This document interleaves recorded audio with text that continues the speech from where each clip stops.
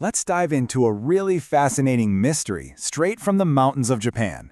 It's a story that kicks off with this strange, spooky voice in the woods, and trust me, it ends with a powerful lesson about what we choose to fear.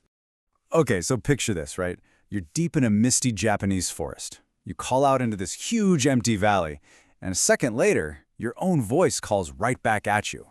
Now today, we know exactly what that is, right? An echo. But for centuries, oh man, the explanation was way more magical. See, people back then believed that voice wasn't just an echo. No, it was a reply. They thought it was the sound of a mountain goblin, a yokai, or maybe the ancient spirit living inside the trees themselves, a being they called a kodamar. And this belief, it was woven into the very fabric of Japanese culture for generations. But then, get this. In the 17th century, one single scholar looked at this whole supernatural thing and said, hold on a minute. He proposed something radically different, something based purely on logic. All right, so before we get to the sciencey part, let's get to know these spirits a little better. Who or what did people actually think was answering them from deep inside the woods? Okay, so the two names that pop up most often are Yamabiko, which basically means mountain boy, and Kodama, which means tree spirit. And, they weren't always seen as evil or anything. They were more like these mysterious, invisible neighbors out in the wild. The only proof you had that they were even there was them mimicking your voice right back at you. And hey, if that word Kodama is ringing a bell, it totally should. They're those iconic, head-tilting little white spirits from the amazing Studio Ghibli film Princess Mononoke. Who could forget them? That movie pulled directly from this ancient folklore, bringing these tree spirits to life for all of us. But, as enchanting as that all sounds, our 17th century scholar, well, he wasn't buying it. He decided to apply some cold, hard logic to this legend and just break it down, piece by piece. So, who was this guy? His name was Yamaoka Jinrin. And in his book, which was basically a collection of critiques on ghost stories, he decided to tackle the mystery of the Yamabiko head on. He was all about applying reason to a world that was just, steeped in superstition. And this is where Jinrin just totally shifted the conversation. He argued the voice wasn't a spirit at all. It was just physics. He said a shout is basically a wave of energy. He called it ki, or just air, that travels out, hits a physical barrier like a rock wall, and bounces back. Simple as that. It wasn't a reply, he said. It was a reflection. Okay, so the echo is just physics. Case closed, right? We can all go home? Well, not quite. This is where it gets really interesting, because Jinrin had a much more nuanced take on the tree spirits themselves. Yeah, this is where his argument gets so fascinating. He totally debunked the echo part, but he didn't just throw out the idea of tree spirits completely. Nope. Instead, he sort of reframed it in a way that beautifully blends the natural world with the spiritual. So, to explain his point, he actually reached back to an even older creature from Chinese literature called the Houkou.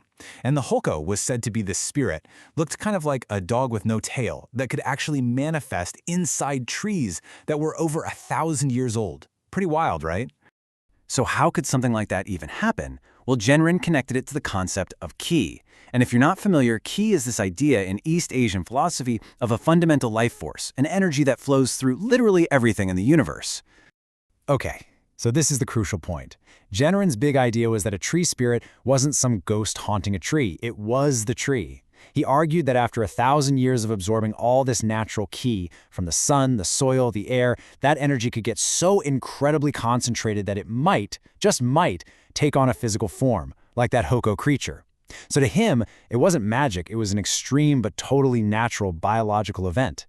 And that distinction right there, it's so important, because it reveals that Jinrin wasn't actually fighting against spirits.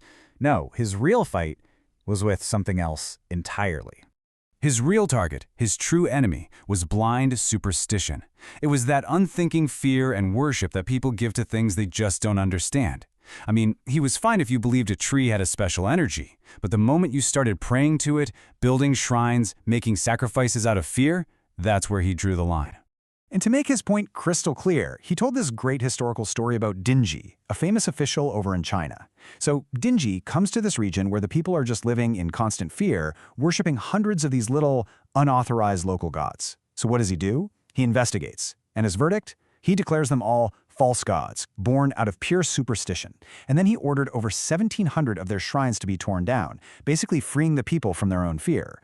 And that was Genren's ultimate message. It's like he was shouting from the rooftops. Investigate, understand. He's saying, look, the world is filled with amazing, strange, natural phenomena. That's awesome. Appreciate them, study them.